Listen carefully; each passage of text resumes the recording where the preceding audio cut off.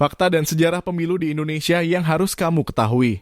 Sejarah pemilu di Indonesia mencakup berbagai peristiwa penting sejak masa pra-kemerdekaan hingga saat ini. Berikut adalah beberapa titik penting dalam sejarah pemilu di Indonesia. Pemilu pertama 1955.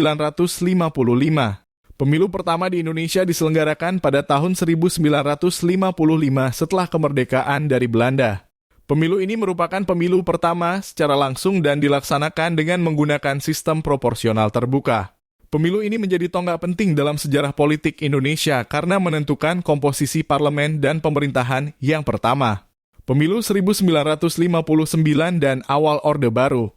Pemilu yang diadakan pada tahun 1959 menjadi pemilu terakhir sebelum terjadi penangkapan dan penggulingan Presiden Soekarno pada tahun 1965 yang kemudian membawa Soeharto ke tampuk kekuasaan. Orde Baru yang dipimpin oleh Soeharto ditandai dengan otoritarianisme politik, di mana pemilu diatur untuk memastikan kemenangan Golkar, partai pemerintah.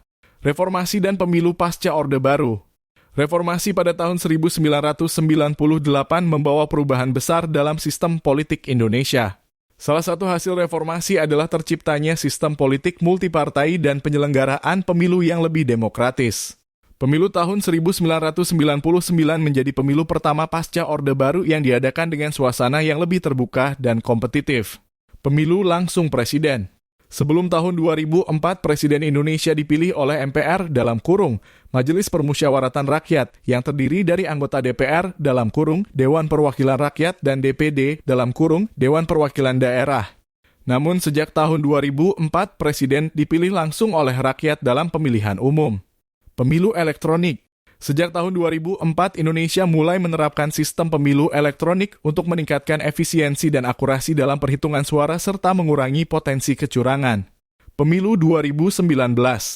Pemilu pada tahun 2019 merupakan pemilu terakhir yang diselenggarakan secara bersamaan dengan pemilihan presiden, anggota DPR, DPD, DPRD Provinsi, dan DPRD Kabupaten atau Kota.